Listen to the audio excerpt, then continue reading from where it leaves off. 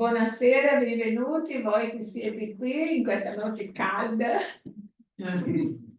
perché fuori fa freddissimo, ma qua dentro adesso è caldo. Comunque, benvenuti voi che siete online. Ciao Tami, ciao Miriam, ciao Filippo, Barbara, Gian, Donatella, benvenuti. Siamo qui riuniti in questo martedì sera, 8 aprile 2025, alle 20:42 per il nostro istituto settimanale. Ogni settimana scegliamo un tema di martedì per parlare più approfonditamente, no, nella visione spiritista determinati argomenti, perché è interessante, perché noi studiando la dottrina spiritista dobbiamo avere molto chiaro cosa ti dicono gli spiriti sulla visione e su quello che noi per tanti millenni, tanti anni abbiamo capito senza questa, come posso dire, senza questo approccio di un mondo dell'aldilà. Adesso tutto ciò che abbiamo imparato, come ha detto Gesù, non sono venuto a distruggere la legge, ma fate compire la legge. E adesso noi capiamo molto meglio ciò che sono gli avvenimenti della vita, quello che accade con noi ogni giorno, e principalmente quando Gesù dice beati gli afflitti. La musica che abbiamo appena sentito dice un mondo può anche farti piangere, ma io ci voglio sorridendo. Perché mi vuole sorridere se lo sorprendo? Quindi lui dice questo perché sa che è la migliore strada per noi è cercare di comprendere ciò che stiamo vivendo e vivere molto meglio, no? Cercare di vivere meglio. Grazie comunque. Oggi il nostro tema, abbiamo scelto il tema della Pasqua, già che prossima settimana abbiamo Sergio Thyssen e quindi non possiamo saltare neanche la Pasqua. Come ci sarà la sua conferenza, facciamo oggi un po' di anticipo, perché è sempre interessante comprendere questo importante passaggio della vita di Gesù. Devo condividere lì? Esatto. Ma perché?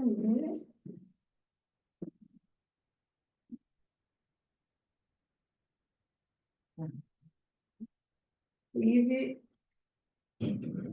per una migliore comprensione di uno dei passaggi più importanti di Gesù, perché tutti i suoi insegnamenti sono stati preziosi, non potevano proprio saltare la Pasqua. La Pasqua tra religione, fede, leggende e tradizione. Vista non solo come una festa di remissione pastorale o di liberazione di un popolo oppresso, la risurrezione di Gesù può essere vista da noi, spirita, come la vera vittoria della vita sulla morte e la certezza dell'immortalità dell'anima. No? Signore Gesù, Padre amato, amico di tutte le ore, angeli guardiani, spiriti protettori di ognuno di noi, chiediamo il tuo aiuto, Signore Gesù, chiediamo la tua protezione, chiediamo che ci guidi come sempre hai fatto, che possiamo meritare il vostro ausilio per questa serata, per la nostra vita quotidiana, che possiamo mettere in pratica i tuoi insegnamenti, facendo luce, come sempre, nella nostra vita e nella vita di tutti quanti sono attorno a noi. Grazie, Presidente.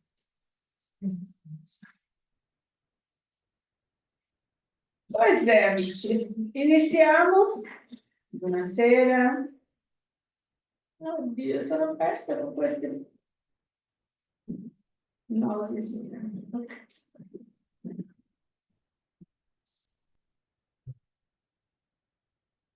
Può leggere, per favore? Vale? Sì. Cosa significa la parola Pasqua? Deriva dal greco Pascha, a sua volta dall'aramaico Pasach, e significa propriamente passare oltre, quindi passaggio. Gli ebrei ricordavano il passaggio attraverso il Mar Rosso dalla schiavitù d'Egitto alla liberazione. Per i cristiani è la festa del passaggio dalla morte alla vita di Gesù Cristo. Ok, grazie. Anche se sappiamo che la spiritualità già ci ha detto che c'è una discussione se era veramente su Mar Rosso, non era su Mar Rosso che hanno passato gli ebrei, è un altro passaggio e hanno messo Mar Rosso per una questione di convenienza in quel periodo. Quindi cercate le storie, cercate veramente il passaggio. Noi lasciamo attraverso il Mar Rosso perché è da sempre abbiamo imparato che loro hanno attraversato il Mar Rosso, ma in realtà non è il Mar Rosso. Come tutte le, come si dice, come tutte le storie, l'allegoria della Bibbia, abbiamo anche per comodità usato il Mar Rosso. In generale, le istituzioni spirite non celebrano la Pasqua o programmano situazioni specifiche per marcare la data, così come nelle altre religioni o filosofie cristiane. Tuttavia, il senso di religiosità che è proprio di ogni essere spirituale è, per la dottrina spirita, rispettato in modo che qualsiasi manifestazione personale o collettiva di Pasqua non è vietata né scoraggiata. ossia il rispetto alle tradizioni devono esistere indipendentemente se a me piace o non piace. Perché rispettare la religione del prossimo, rispettare il modo che il prossimo vede la propria vita, non possiamo noi intervenire. Dire, ah no, nella mia casa non si festeggia Natale, perché la mia religione non festeggia Natale. Quindi i miei figli non portare regali ai miei figli di Natale. Arriva a casa di una persona con regali per i bambini, i genitori dicono no, non può essere regali perché nella nostra casa non si festeggia Natale. Ma sono bambini, quindi va bene rispettare ognuno nella sua religione, ma dobbiamo stare attenti che determinati comportamenti vanno contro esattamente l'insegnamento di Gesù. In che senso? Che io posso non accettare, ma non posso infliggere ai miei figli quel condizionamento. Devo rispettare anche l'anima loro, nel senso che io non voglio regalo perché io non festeggio, ma i bambini sono bambini, Babbo Natale, sappiamo che è un commercio, che è commerciale, che è una storia, ma non possiamo no, intervenire. Comunque, si veda all'esempio nel Vangelo di Luca, capitolo 22, versetti 15 e 16. Le parole dello stesso Cristo. Ho desiderato ardentemente di mangiare questa Pasqua con voi, prima della mia passione, poiché vi dico, non la mangerò più finché essa non si compia nel regno di Dio. È evidente il riferimento che la Pasqua era già una celebrazione al tempo di Gesù, una festa culturale e quindi la Chiesa ha approfittato del significato della festa per adattarlo, dandogli una nuova interpretazione, associandoli con il crocifisso di Gesù dopo il processo e esecuzione della sentenza di Pilatus. Quindi non esisteva questo come un festeggio, una commemorazione di Cristo. È stata la festa perché noi sappiamo che questa è una festa che già esisteva, la festa della coglietta, la festa del solstizio, la festa dell'inizio del cultivo, no? E quindi tutto questo era una festa che già era comune, adatta a tutti i popoli. Gli ebrei avevano un altro modo anche di vedere questa stessa festa, ma per i cattolici, diciamo così, è iniziato lì quando Gesù si è seduto con i suoi discepoli, si sedette con i suoi discepoli per quella ultima cena per lui, perché lui già sapeva quello che lo aspettava. Quali sono le origini di questa festa? Questa è una curiosità.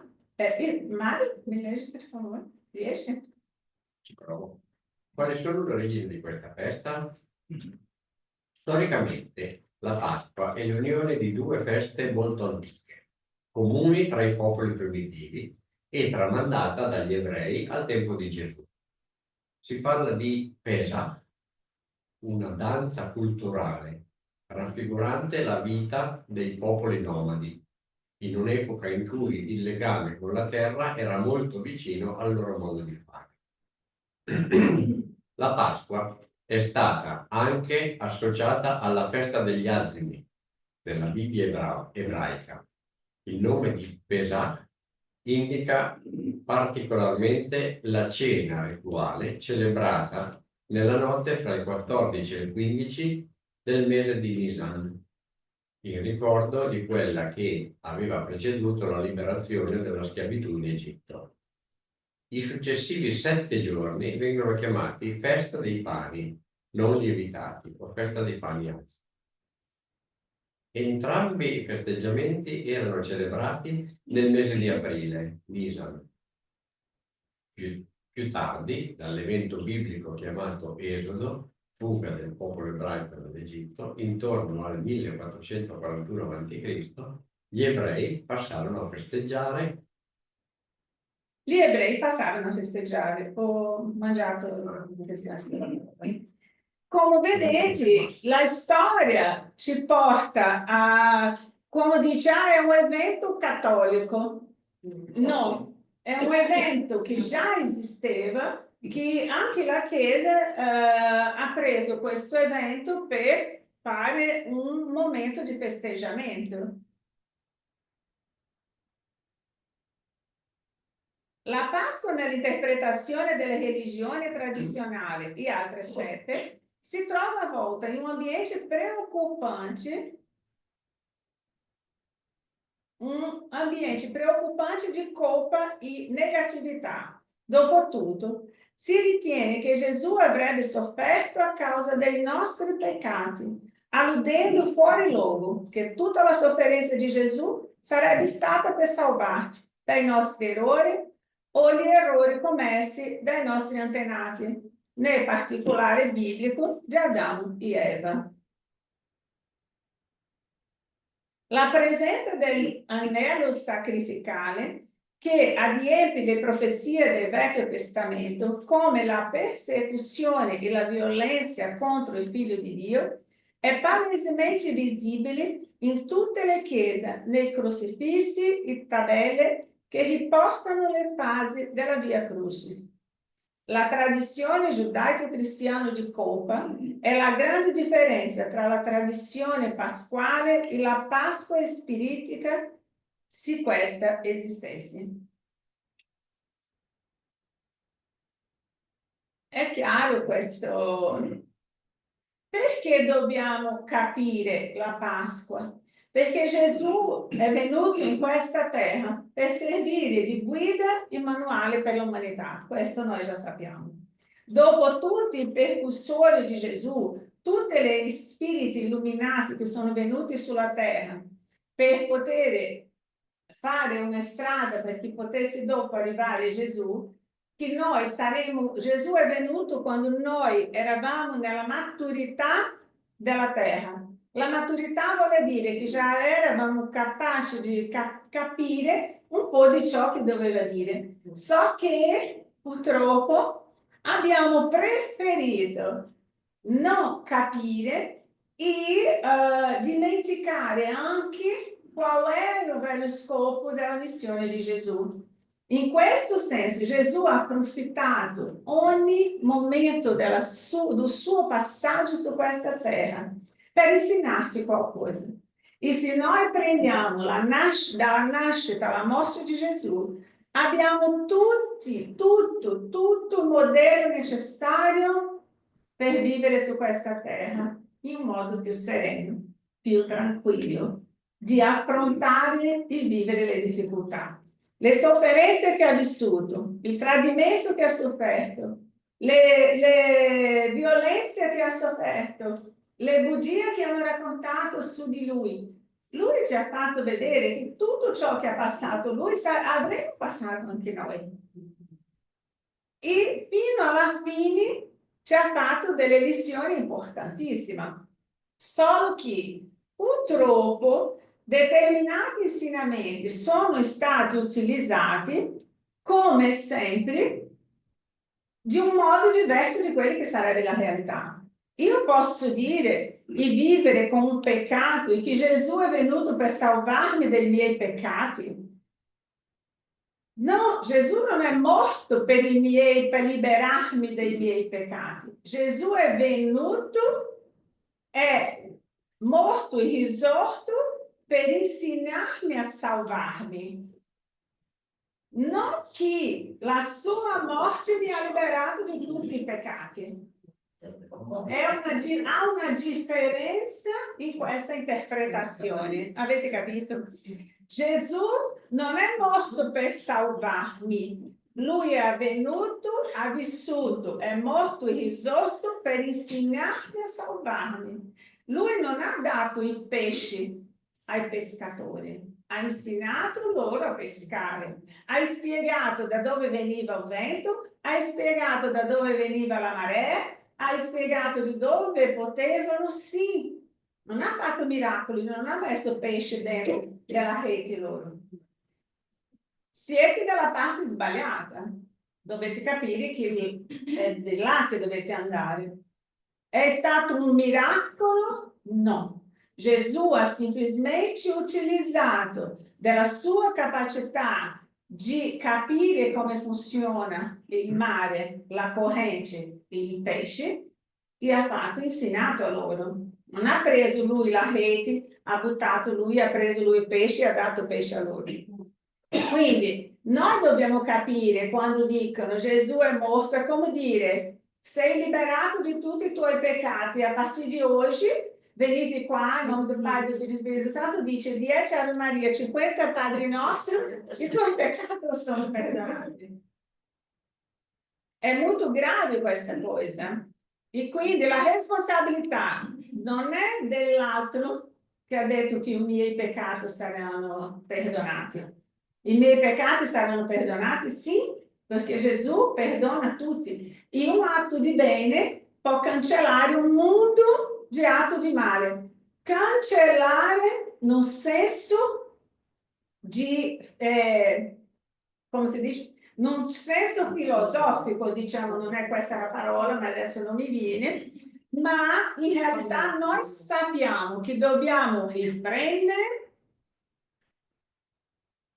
tutto ciò che abbiamo fatto e ci sarà data una nuova opportunità. Io ci perdono, ma devi mettere a posto quello che hai sbagliato.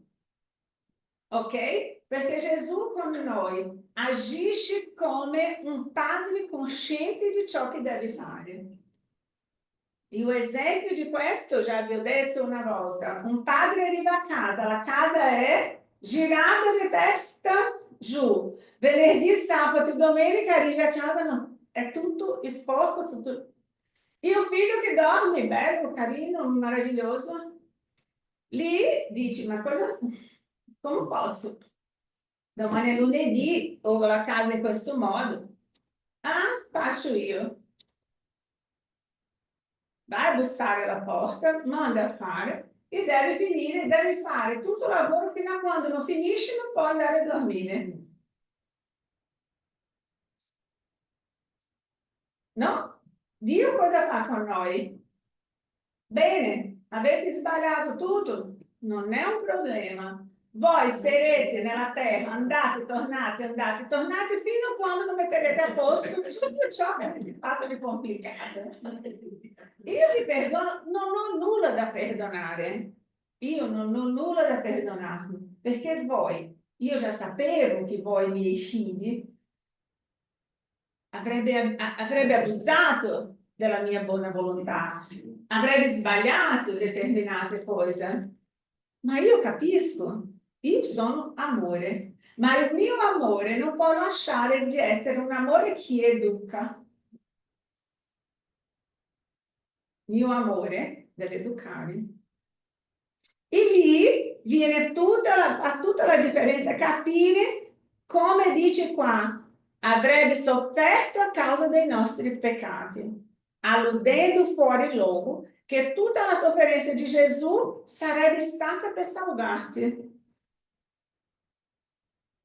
In colpa noi per quello che ha vissuto un altro? No, se mio figlio ha deciso di vivere la vita che ha voluto e non ha avuto successo o ha avuto una vita travagliata, non è colpa mia. Io ho insegnato la strada, ma io non posso dire che io soffro e sono morta. No, se io ho fatto questo è perché la scelta è stata mia soffrire per lui. Non posso dire ho lasciato di vivere la mia vita perché ho sofferto tanto con questo figlio che mi ha dato tanto da fare. No, io ho scelto di vivere così perché nessuno ha il potere di fare con che io sia infelice. La scelta è sempre mia. Come determinate persone che non possono essere felici quando muoiono o perdono un caro. No? Commemorare, festeggiare, fare festa vuol dire che mi guarderanno e diranno ma quella lì non ha messo un pianto, non ha fatto venire fuori neanche una goccia di lacrima per la morte di un caro. Ma cosa stiamo a dire? Iniziamo a ragionare che l'amore è molto diverso dal modo che noi pensiamo. E l'amore di Dio e di Gesù per noi è stato così grande che è venuto a servire di esempio a noi. Quindi nella crocifissione è il momento in cui un singolo uomo travolge il pensiero storico dell'umanità, cambiando la traiettoria del passato e erigendo le fondamenta di una nuova storia per tutta l'umanità. È così o no? Quindi ricordiamoci che Gesù non perde un'opportunità di insegnarti. Come spiegare allora le apparizioni di Gesù nei 40 giorni postumi di cui parla l'allusione religiosa della Pasqua? Noi sappiamo che tanti parlano della resurrezione, ma resurrezione è diverso di reincarnazione.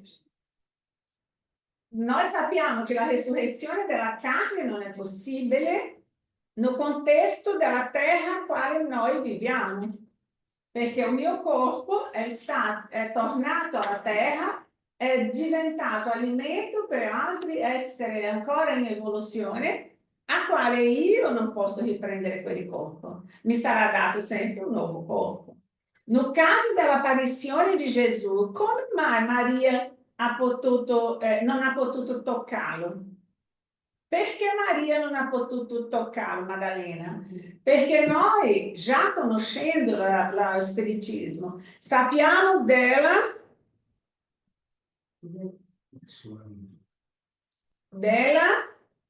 gente, olha, chocolate, chocolate. Il suo per il spirito. No, materializzazione. Bravo, cioccolato per Mario. Cioccolato, mangia da tua moglie. Non è porta a casa comunque. Quindi per dire la materializzazione degli spiriti. Quanti santi si sono materializzati? Si sono fatti toccare? Ok? Come si chiama? Giuseppe Moscati.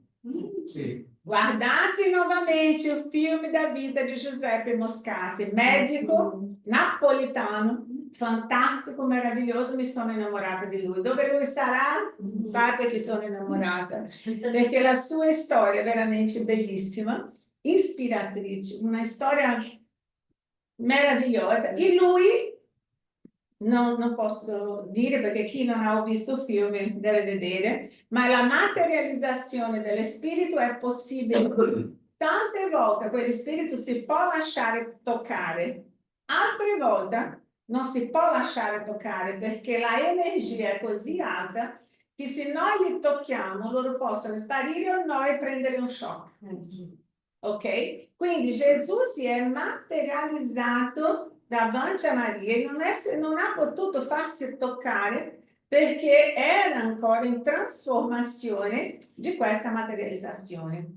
Perché era esattamente in quel momento che lui era appena materializzato. Perché dopo si è fatto toccare da Tommaso e dai suoi discepoli. Ok? E quindi è diverso e dobbiamo capire anche questo. Con la resurrezione i dolori furono calmati e scegliendo Maddalena per portare la buona novella della resurrezione rappresentò un punto culminante nella storia dell'umanità. Perché? Perché la donna in quella epoca noi sappiamo che non erano degne di essere insieme agli uomini, non potevano essere a tavola, non potevano partecipare dove c'erano gli uomini, neanche che fosse familiare. E era tido come la parola di una donna non poteva essere portata come serio o come una cosa vera. E lì Gesù ha approfittato anche questo. Si è fatto vedere da Maria Maddalena, a quale consideravano una peccatrice, una donna diversa dalle altre, e lì Gesù è apparso a lei. Tanto che quando ha detto di annunziare ai suoi discepoli, Pietro si è messo in gelosia, perché ha detto, ma come mai? Tommaso ha detto, ma perché a te no a Pietro? A Giovanni, che era il suo discepolo caro.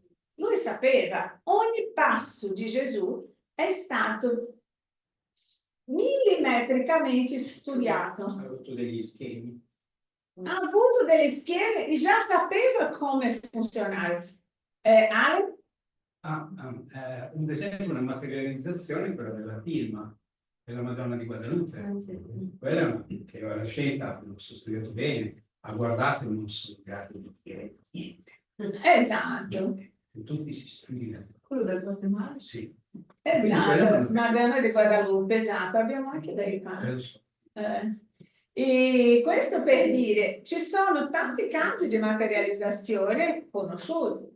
E noi sappiamo anche del dottor Paolo César Frutuoso, medico in Brasile, che lavora dentro il centro chirurgo come medico materializzato, vicino a lui uno spirito materializzato. E lì vedremo questo più avanti dentro della nostra normalità, della nostra vita quotidiana, vedremo questi esempi.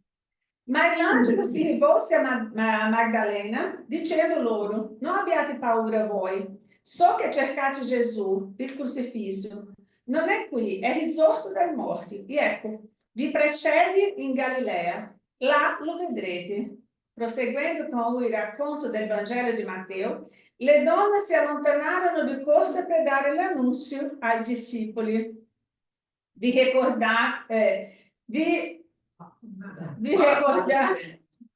va ricordato che la risurrezione di Gesù viene annunciata da alcune donne che secondo l'antico rito ebraico erano inabilitate a testimoniare. Quindi con questo evento che li vede messaggeri e testimoni viene anche a inserirsi un evento storico nella società ebraica. Poi entrò anche Giovanni e ambedue capirono e credettero a quanto lo stesso Gesù aveva detto in precedenza riguardo la sua risurrezione. Ossia, Gesù aveva detto, io vado a prepararvi un luogo vi tengo a prendervi e a tenervi con voi. Ma noi quante volte dimentichiamo di questo? I nostri cari non sono andati via, sono solo andati di lì e ritornano, o sono andati di lì e ci vedremo prossimamente. Il consolatore promesso, cosa ha detto Gesù? Il Vangelo di Giovanni riporta la promessa di Gesù riguardo al consolatore come segue. Se mi amate, osservate i miei comandamenti. I 6. No, io pregherò il Padre. Io pregherò il Padre ed egli vi darà un altro consolatore, perché rimanga con voi per sempre. Lo Spirito di verità, che il mondo non può ricevere perché non lo vede e non lo conosce. Voi lo conoscete perché egli dimora presso di voi e sarà in voi. Non vi lascerò orfani, ritornerò da voi. Ancora un poco e il mondo non vi vedrà più. Voi invece mi vedrete, perché io vivo in voi e voi vivrete. Giovanni 20. Giovanni 24. 14, del versicolo 15 a 17. È bello o no? Assicurante o no? E possiamo ricordare che il consolatore promesso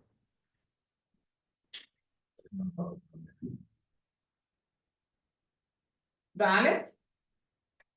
Noi spiritisti siamo certi che questa promessa evangelica sia realizzata nella seconda metà del XIX secolo, con la codificazione della dottrina degli spiriti ad opera di Léon Hippolyte Denisard Rivail, meglio conosciuto con lo pseudonimo di Allan Kardec, articolata in 5 libri fondamentali, vale a dire il Libro degli Spiriti, il Vangelo secondo lo Spiritismo, il Libro dei Medium, Genesi e Paradiso e Inferno.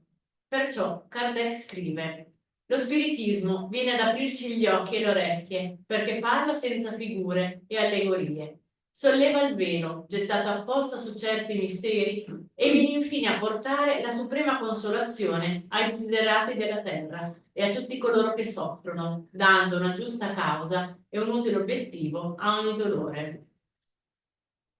Lo spiritismo, come scienza, ha stabilito l'uso della ragione nell'accettazione di possibili verità dopo un'esplosione di medianità, portando rivelazioni che potevano essere dimostrate con metodi scientifici, accettate dal ragionamento e dalla logica dei fatti. Questo è il consolatore promesso. Il consolatore è dunque, secondo il pensiero di Gesù, la personificazione di una dottrina supremamente consolante, ispirata dallo spirito di verità. Genesi 17. Com'è?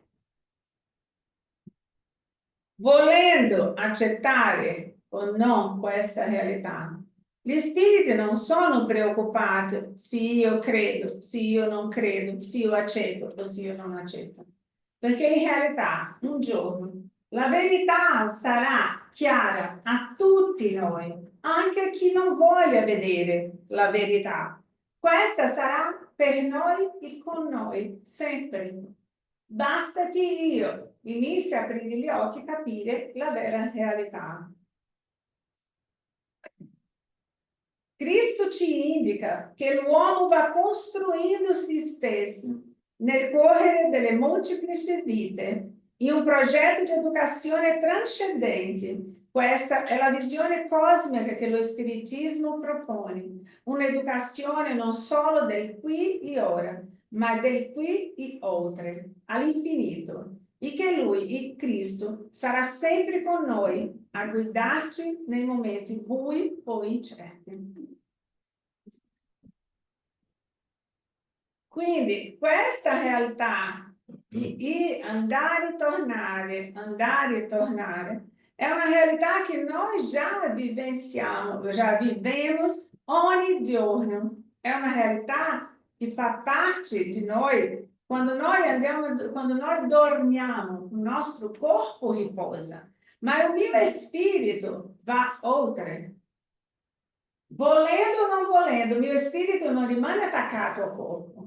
Posso anche insistere in essere attaccato al corpo, ma ogni volta che io mi metto dentro il mio corpo in non riposo per paura di uscire, è come se io non avessi dormito, perché il mio spirito, gli occhi rimangono aperti. Quindi è una sensazione, non gli occhi qualche volta della carne, ma gli occhi spirituali non dormono. E quindi è la sensazione di non aver dormito, no? Perché mi ostino tante volte a non voler uscire dal corpo. Una piccola curiosità. Il primo racconto, la colomba. Qui già passiamo a una piccola curiosità e dopo vi farò leggere un'altra cosa. Ho trovato queste cose sulla Wikipedia. Quindi la colomba, qual è il significato? Avete già curiosato qual è il significato della colomba? Il primo racconto ne fa risalire la nascita al 572 d.C., quando il re Longobardo Alboino, dopo 3 anni di assedio, riuscì a conquistare la città di Pavia. Gli sconfitti, per placare il sovrano e impedire un violento saccheggio, gli avrebbero donato la squisita preparazione, ricevete dalla popolazione locale, un pane dolce a forma di colomba, in segno di pace. Questa è una delle 3, perché ci sono anche altre.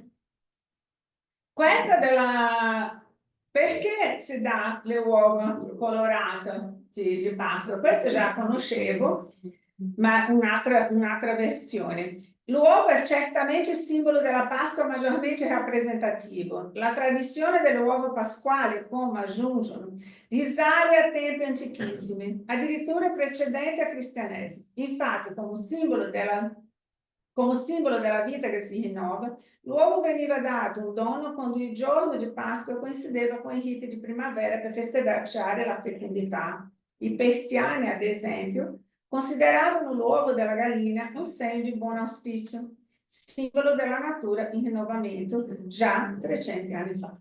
Io ho sentito da piccola già che l'epoca della Pasqua non si mangiava la carne, non si poteva mangiare la carne e non si mangiava neanche le uova, perché le uova contenevano la vita. E lì, quando c'era una quantità immensa di uova e non sapevano cosa fare, le uova erano bollite e lì davano ai bambini per dipingere. I bambini, gli anziani, dipingevano gli uova, tutti soda, e li regalavano. E di lì dopo, con Luigi XIV, con la scoperta del cioccolato e la, come si dice, importazione del cacao, hanno iniziato a fare anche le uova di cioccolato. Quindi sono queste tradizioni che abbiamo nella Pasqua. Prima di salutarvi, ritorno un attimo parlando del Consolatore promesso. Vi ricordate cos'è il Venerdì Santo? Sabato?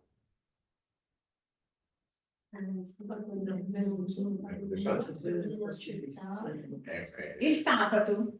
Cos'è la rappresentazione del sabato della Pasqua? Silenzio. Vi ricordate cosa si faceva il sabato? Giuda? Si è impiccato. Cosa è accaduto sabato? Giudas si è impiccato, no? E cosa dicevano e si faceva con Giudas no sabato prima della Pasqua? Non avete questa tradizione qua di bruciare, bruciare un boneco, come si dice, un polpaccio a rappresentazione di Giuda? Un polpaccio, come la rappresentazione di Giuda? Ok, poi Sì, non ci sono quelli che si mettono dentro il granaio per Sì, sì. mandare fuori. Spaventapasseri. Il spaventapasseri, c'era da noi la tradizione che si faceva uno di quello, ma come rappresentazione di Giuda, e lo bruciavano in piazza.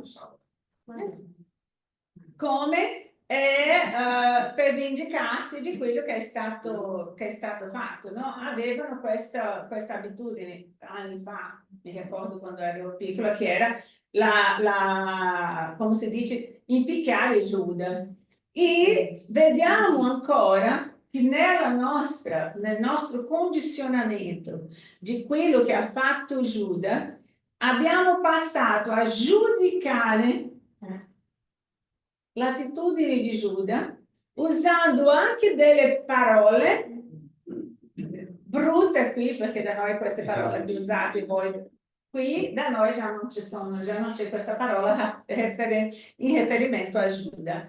Ma tutte le volte che noi parliamo di un tradimento, qual è la prima parola che viene in bocca? Quindi è un momento, ogni anno, dal 2015 al 2016, quando ho iniziato a fare questa conferenza, io chiedo a tutti che dobbiamo cambiare il nostro modo, il nostro approccio verso Giuda.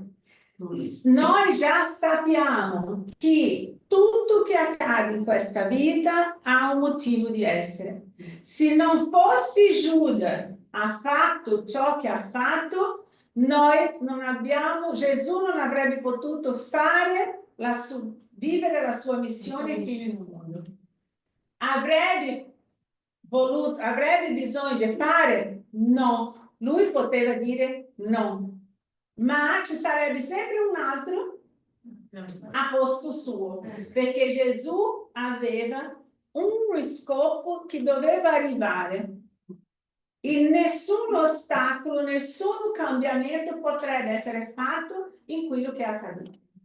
Per questo già siamo in una maturità spirituale per capire che non possiamo stare a giudicare Giuda.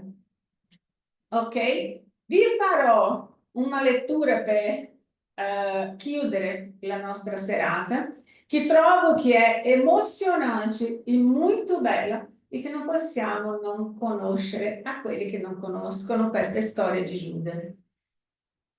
Domanda? Sì, cioè volevo aggiungere qualche piccola nozione, perché la colomba è un archetipo di base e nelle antiche chiese cioè gli artisti non potevano parlare di quello che era la tradizione spirituale, potevano però esprimersi con l'arte. Difatti, quando si entrava nella chiesa, seguendo tutta la geometria sacra della chiesa, l'individuo cominciava dal primo chakra, quindi le prime navate della chiesa, fino ad arrivare alla cupola, dove c'era l'incontro, cioè dall'ultimo chakra, con l'incontro con Dio. Quindi si sentiva nelle chiese costruite su questo schema, si sente proprio questa energia che porta verso il centro della vita, no? E la colomba veniva anche rappresentata adesso non mi ricordo bene il livello di quale navata o che rappresentasse quale chakra, mi sembra già fosse il livello del cuore, perché è quella che pacifica, dà la pace. E quindi questa era una piccola cosa che ho imparato. Grazie, grazie. Se avete curiosità, su internet troverete, ho detto che quella era una delle, perché ci sono tanti, perché per esempio da noi non c'è questa che è scritto da voi, che è a Pavia, da noi sono un'altra tradizione della colomba, quindi è una curiosità che dovete guardare dopo e è interessante capire come funziona. E poi c'è un'altra cosa che volevo dire, se non...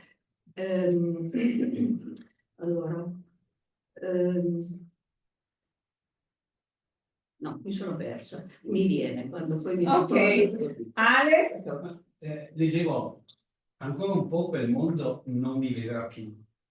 Lì quello che mi è venuto in mente è che lui si sta rivolgendo al mondano, nel senso che lui quello che aveva da dire l'ha detto, li ha capito, e quindi è un messaggio di chiusura a livello di messaggi fino a quando non Fino a quando non ritornerà, perché lui ha detto chiaro che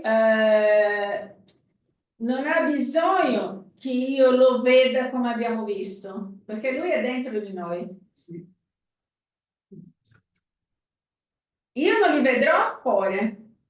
Vi ricordate che vi ho raccontato di un sogno che ho avuto una volta? No.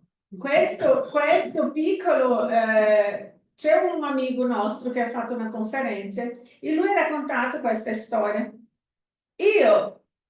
Mi ha colpito tantissimo, è passato tempo, un anno dopo, non lo so, ma più o meno un po' di tempo dopo, ho sognato con quella scena esattamente di quello, perché ero in mente pensando, sarà che è vero che è così che è accaduto? Ma sarà che è accaduto così? Non è solo una storiella.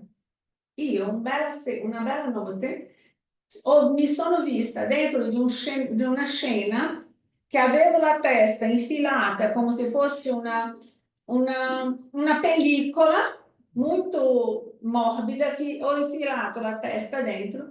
Io ho visto questo uomo, un muro basso, questo uomo con questa tunica bianca inginocchiato, con queste capelle, che era in questa mura che parlava.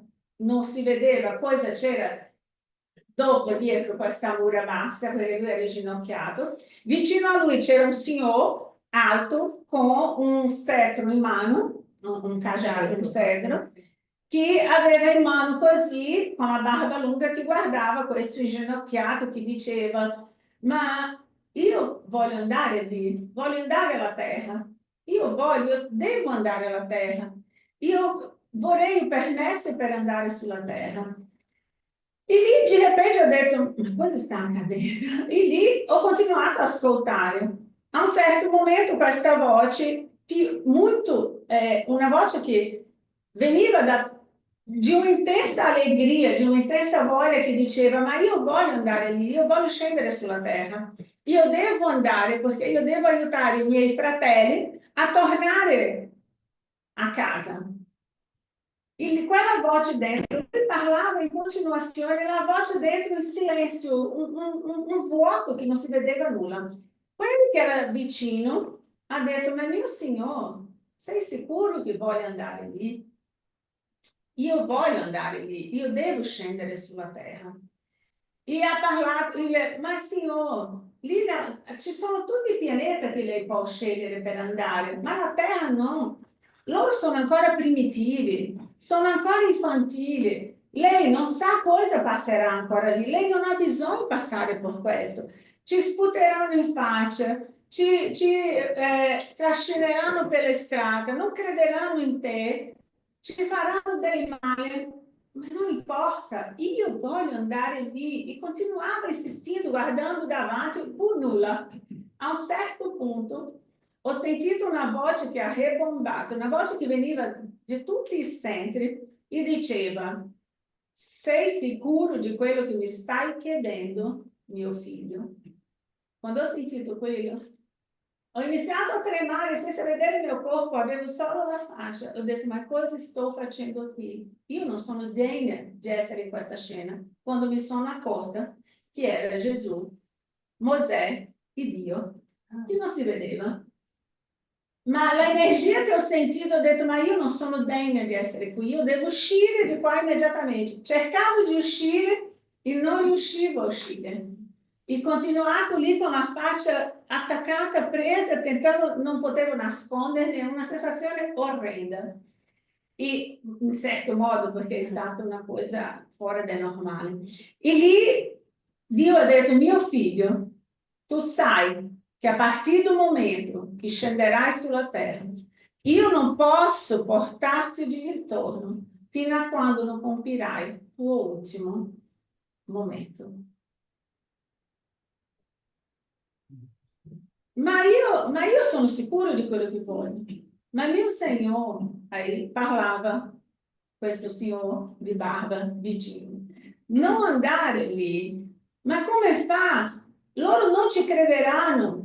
Ma io parlerò del mio padre, io parlerò del regno di mio padre, io dirò a loro cosa ci aspetta nel lago di Canaan. No, mio Signore, non ci crederanno. Come farai a fare con che loro credano in te? Ah, io ho un piano. Io mi dividerò e mi nasconderò dentro di ognuno di loro. Lui ha fatto tutto così. Ma come fa, Signore, a pensare che ci troveranno? Non è importante. Il giorno che loro, stanchi del mondo, cansati e ammalati, non troveranno altro, tufferanno dentro di se stessi. E quando entreranno in se stessi, lì mi troveranno. È stato una cosa di una emozione così forte che fino a poco tempo fa non potevo parlare, che piangevo prima di finire. E quindi sono scesa alla colazione a casa, che non scendevo le scale, io volavo.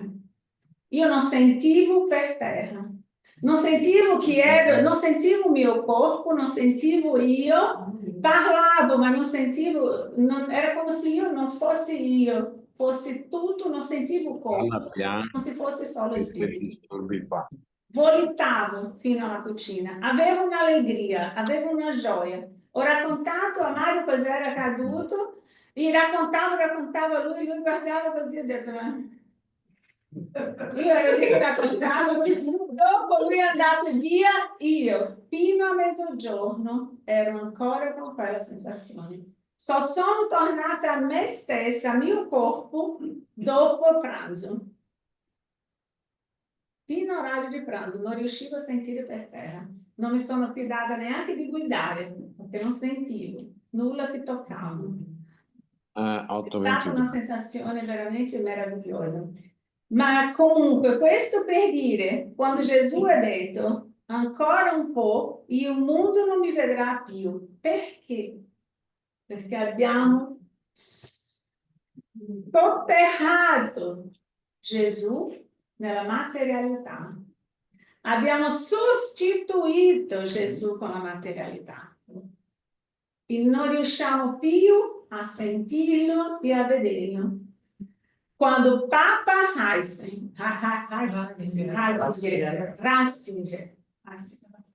quando il Papa Ratzinger ha deciso di lasciare il papato, di abdicare il suo posto per Papa Francesco, cosa ha detto lui a Papa Francesco? Dio non mi ascolta da molto tempo. Lui non parla più con me. Io non lo sento più. Quindi questo non è più il mio posto. E con te lui fa. Perché tu lo ascolti. Ma chi è? Cos'è? Io non posso più restare qua. È stato di una capacità, di una... Lì mi sono accorta di quanto quell'uomo ha capito o quanto si è allontanato dalle strade di Cristo. E la sua umiltà in accettare che Dio con lui non parla più. Ok? Quindi vi leggerò questo. Ricordiamoci, Dio non è nella croce, Dio non è un crocifisso, Dio non dovrebbe mai essere rappresentato in un crocifisso. Dio deve essere rappresentato gioia, allegria, amore, speranza. Perché rappresentare Dio nella croce è mettermi in ansia, in tristezza, in sapere che erroneamente che sono io che ho messo lui lì. In certo modo, ogni volta che io faccio un'azione male, è come se io affondassi ancora di più le corone di spino nella testa di Gesù.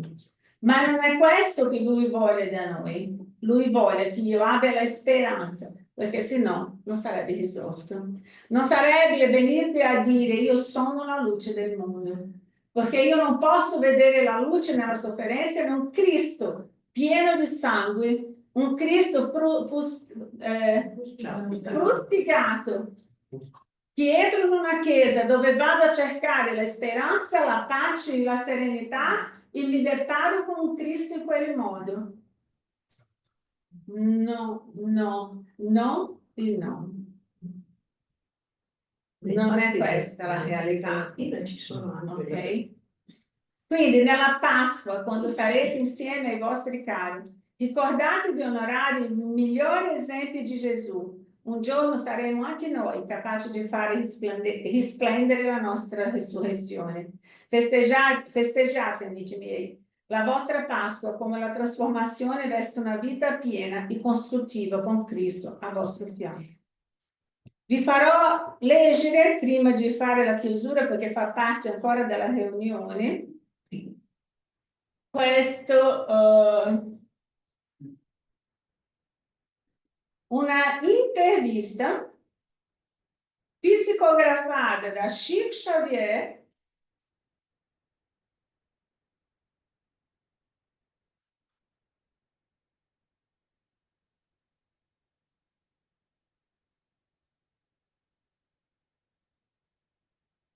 condiviso? Sì. Dove c'è la marca? No. Marca interiore. Deixa eu ver se eu consigo. Paulo, riusciresti a leggere? Certo. Per favore. Il celebre Vuoi scrittore... leggere di qua? Puoi leggere di qua. Riesci? Sì. Il celebre scrittore Umberto de Campos incontra a Gerusalemme, sulle rive del Giordano, l'ancora incompreso Giuda Iscariota.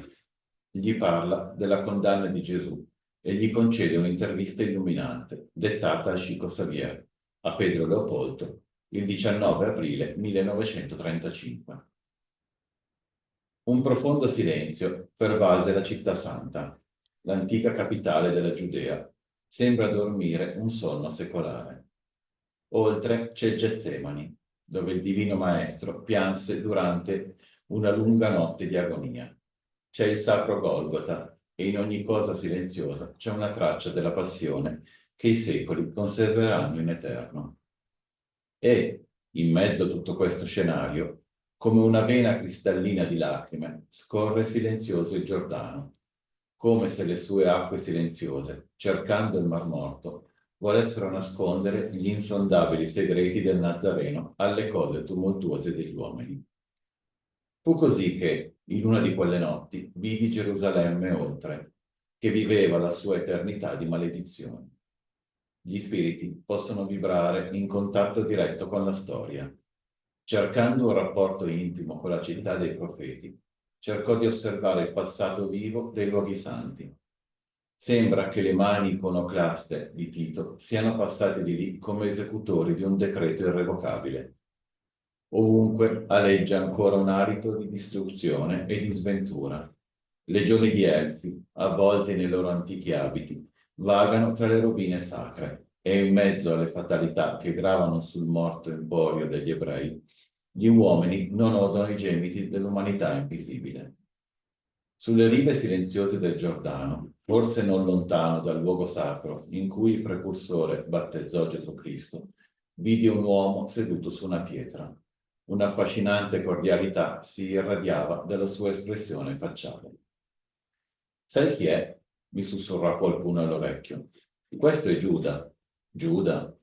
«Sì, a volte gli spiriti, nonostante i progressi già compiuti, amano tornare indietro, visitare i luoghi in cui sono cresciuti o in cui hanno trasgredito, sentendosi momentaneamente trasportati in tempi passati. Poi immergono i loro pensieri nel passato, tornando al presente, pronti per il necessario eroismo del futuro. Giuda di solito viene sulla terra nei giorni in cui si commemora la passione di nostro Signore, meditando sui suoi atti antichi. Quella figura di uomo mi ha attratto. Non sono ancora libero dalla curiosità del giornalista, ma tra i miei mali peccaminosi e la perfezione di Giuda c'era un abisso. Tuttavia, la mia audacia e la mia santa umiltà del suo cuore e la santa umiltà del suo cuore mi spinsero ad ostacolarlo, cercando di ascoltarlo. Lo sei davvero, l'ex figlio di Iscariota? Ho chiesto. Sì, io sono Giuda, rispose quell'uomo triste, asciugandosi una lacrima sulle pieghe della sua lunga tunica. E continuò. Come Geremia, nelle Lamentazioni, a volte contemplo questa Gerusalemme oltre la rovina, meditando sul giudizio degli uomini di passaggio. È vero tutto ciò che il Nuovo Testamento dice della sua personalità nella tragedia della condanna di Gesù? In parte. Gli scribi che scrissero i Vangeli non prestarono attenzione alle circostanze e agli intrighi politici che prevalsero sulle mie azioni durante la nefasta crocifissione. Ponzio Pilato e il tetrarca di Galilea, oltre ai loro interessi individuali nella questione, avevano anche la responsabilità di tutelare gli interessi dello Stato romano, impegnato a soddisfare le aspirazioni religiose degli anziani ebrei. Sempre la stessa storia. Il Sinedrio desiderava il regno dei cieli combattendo per Geova, con il fuoco e la spada. Roma voleva il regno della terra. Gesù si frapponeva tra queste forze antagoniste con la sua immacolata purezza. Ora, io ero uno di quegli appassionati delle idee socialiste del maestro, ma il mio eccessivo zelo per la dottrina mi fece sacrificarne i fondamenti. Sopra i cuori vidi la politica, l'unica arma con cui avrei potuto trionfare, e Gesù non avrebbe ottenuto alcuna vittoria. Con le sue teorie non riuscì mai a prendere le redini del potere, poiché nel suo mantello da povero si sentiva posseduto da un sacro orrore per la proprietà. Allora progettai una rivolta silenziosa, proprio come la caduta di un capo di Stato viene proiettata oggi sulla terra. Il maestro sarebbe passato in secondo piano e io avrei trovato dei collaboratori per un'opera vasta ed energica come quella che più tardi avrebbe svolto Costantino il Grande, dopo aver sconfitto Massenzio alle porte di Roma, cosa che tra l'altro non avrebbe fatto altro che snaturare il cristianesimo. Perciò, quando consegnai il maestro a Caifa, non pensai che le cose sarebbero finite in modo così deplorevole, e tormentato dal rimorso, ritenni che il suicidio fosse l'unico modo per redimermi ai suoi occhi.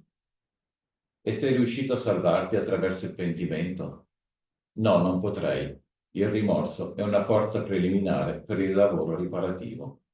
Dopo la mia tragica morte, mi sono immerso in secoli di sofferenza espiatoria per la mia mancanza.